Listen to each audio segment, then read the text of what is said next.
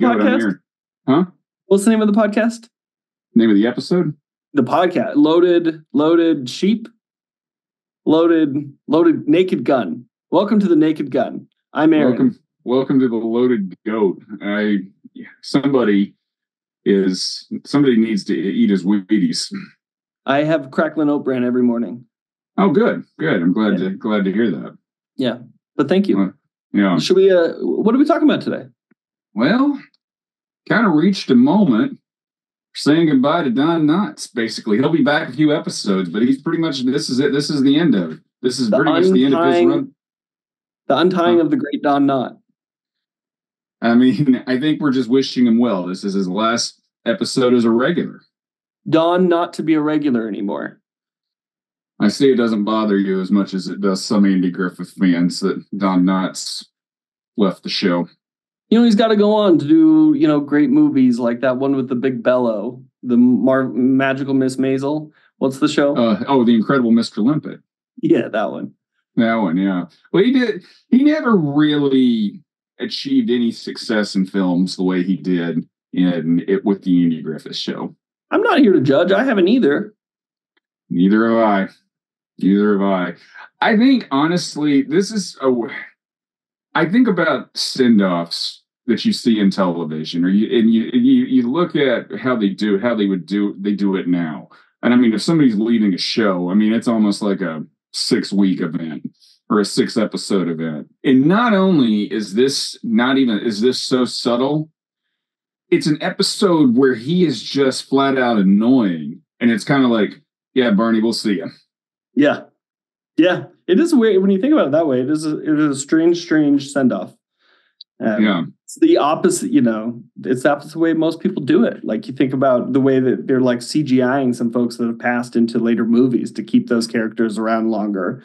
Times have changed.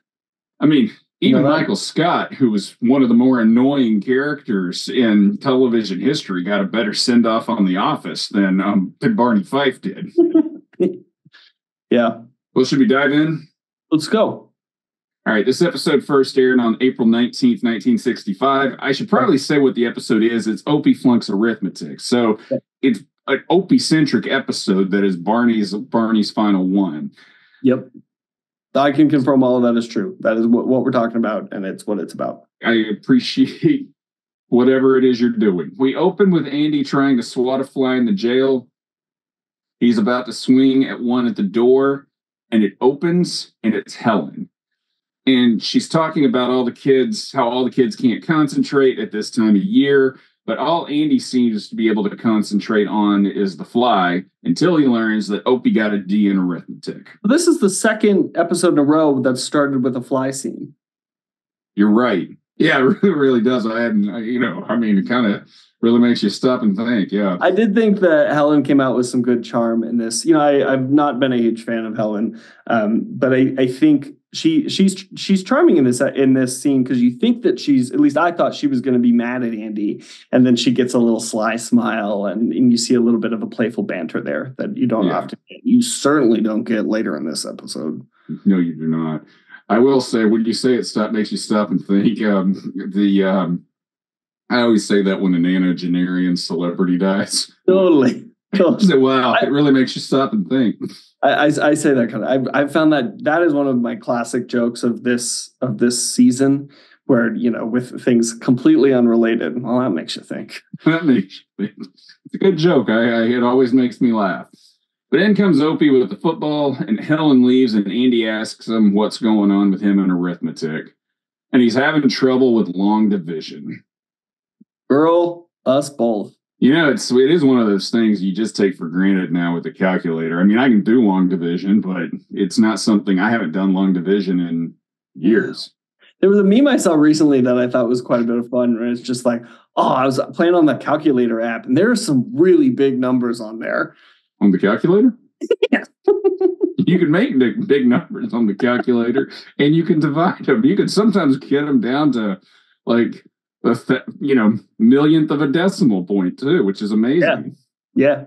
So, but you can sympathize. He's 10. He's having a tough time with long division. I mean, it's not the easiest thing. You feel like he'll turn a corner and it should be okay. But he just needs to take a little extra. He sounds like he needs to take a little extra work. In comes Barney, and who takes the football and waxes poetic about his own skills, calling himself Rifle Fife. I don't believe that for 1 second. You got to hold it at the back. Or wait, who is the Johnny Unitas holds it at the back of the ball? And that is a funny scene. And then Barney sees that Opie got a D, and he gets judgmental towards Andy, and he starts mumbling. And Barney asks how this country is going to maintain its position in world leadership if its kids are flunking arithmetic. And I'm kind of like, if only kids flunking arithmetic was our only problem.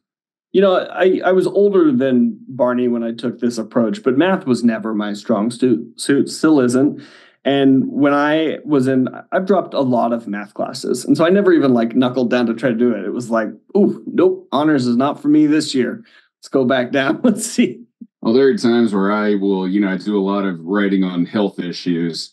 And there are times where I'll just sit and I'll be working on something and I'll say, what if I had just chosen a different approach and applied myself and become a doctor?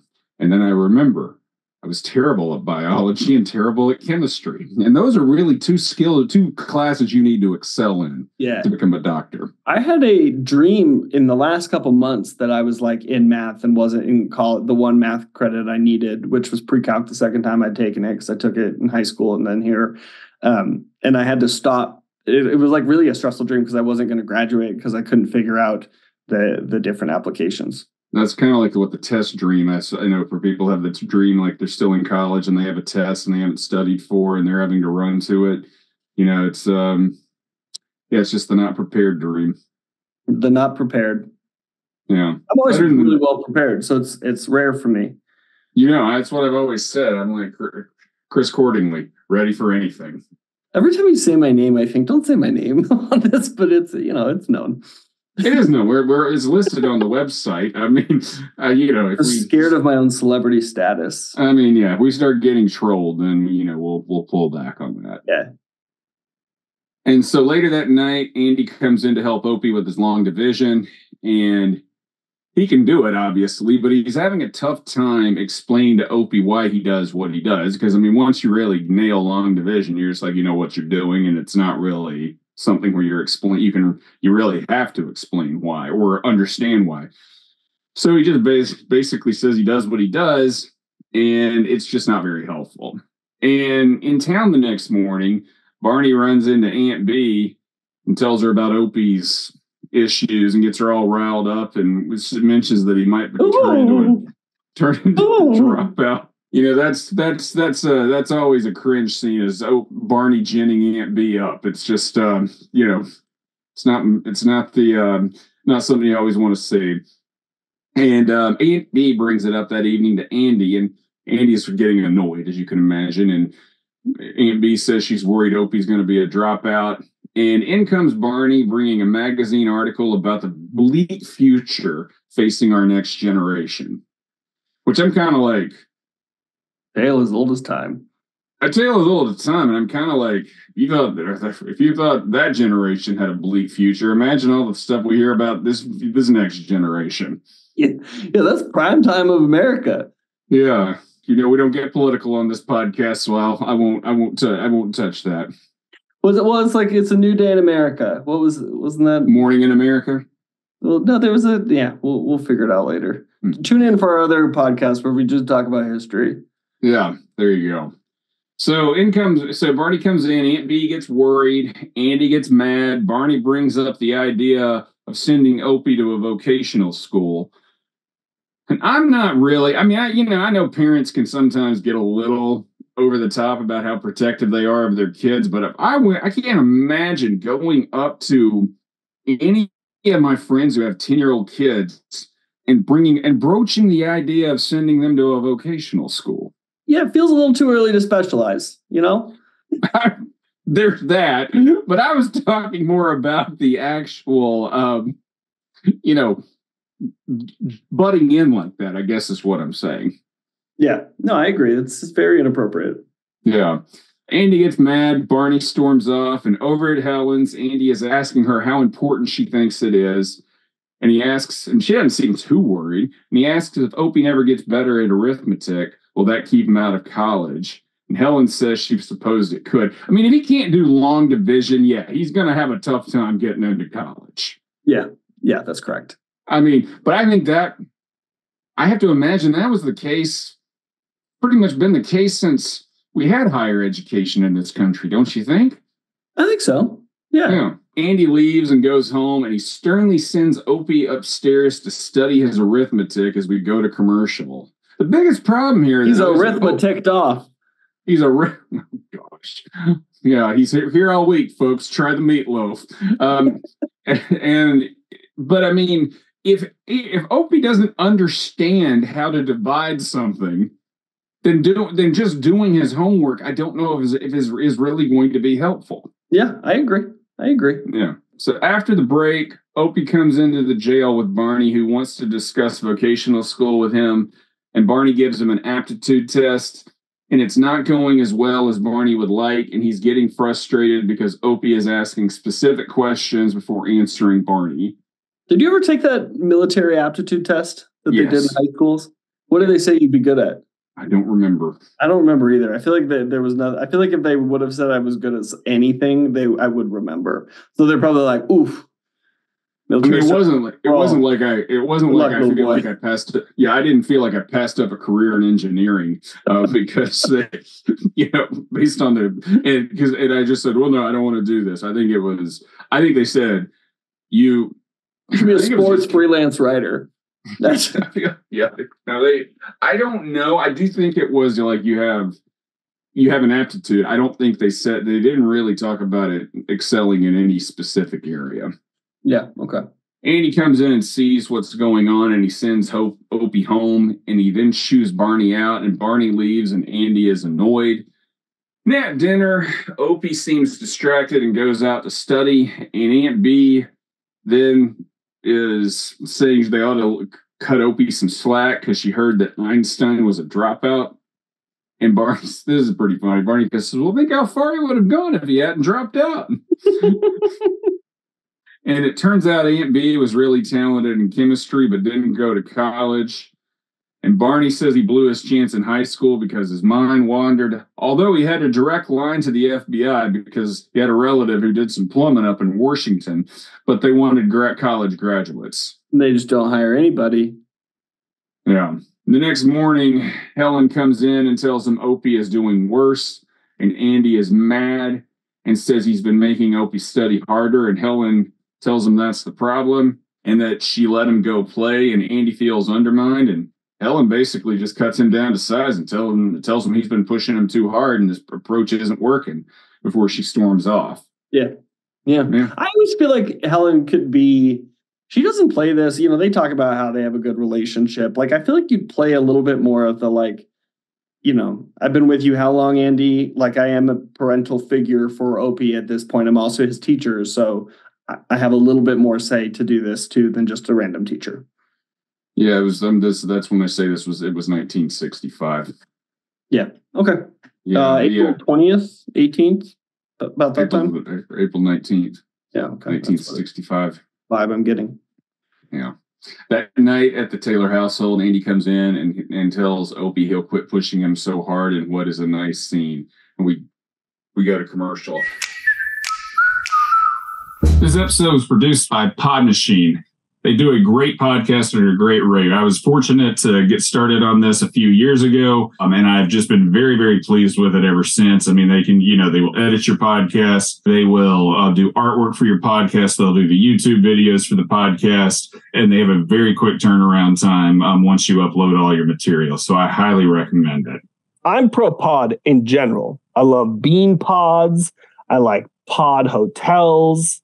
I like pod apples, maybe. But you know what pods I like best? Pod machines. Pod machines. Me too. I like them better than podcasts. I honestly don't even really like podcasts that much. So I'm just thankful that you're here. Why do you do this podcast? To see your dimples, baby. To see my dimples. Well, And if you really push hard, Pod Machine might be able to give you some dimples. I don't know. So go to podmachine.com to learn more and enter Loaded Goat at checkout for a 10% discount. And that's spelled just like Loaded Goat.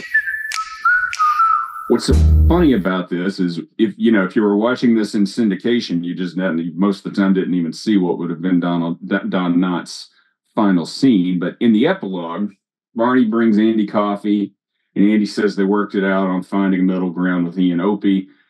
And Helen comes in and tells them that Opie made a B+, and Andy says he hopes that will lead to more A's, and Barney says that could be a bad thing because he could start taking them for granted, or he could start working too hard, or just gives a bunch of silly reasons. A little worrywart. Yeah. Andy sends Barney to get him a cup of coffee, and the camera follows him as he does. And when he comes back out, they are gone.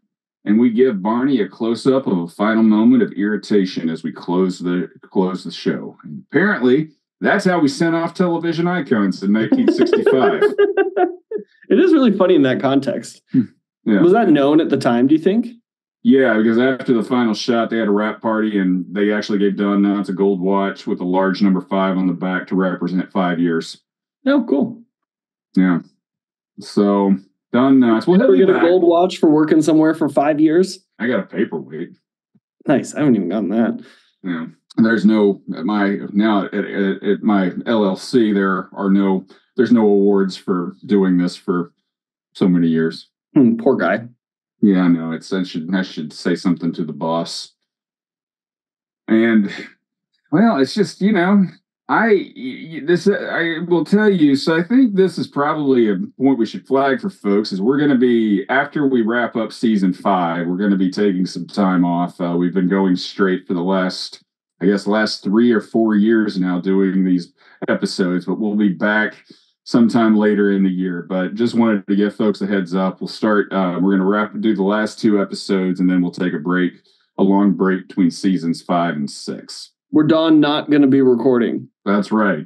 Christopher is very broken up about it, as you can tell. How many whistles would you give this? I didn't like this. 5. I didn't either. 5. Yeah. I'd give it 5 too. So 5. It's a 5er for both of us. Yep. 5 for 5. 5 for 5 for 5 for 5. Yes, there we go. Good work. Yeah. Any final thoughts? No, Don. It's been a good run. We'll see you in the color episodes. In the wind. Yeah. And maybe probably in between season 5 and season 6, we'll probably review one of your movies. Well, thanks for listening, folks. Check us out on Apple Podcasts, Spotify, YouTube, and wherever you get your podcasts. And if you think about it, subscribe. Next week, we'll review Opie and the Carnival. Until then, Christopher, who knows how far Albert Einstein could have gone if he hadn't dropped out of school? Isn't that what Oppenheimer is about?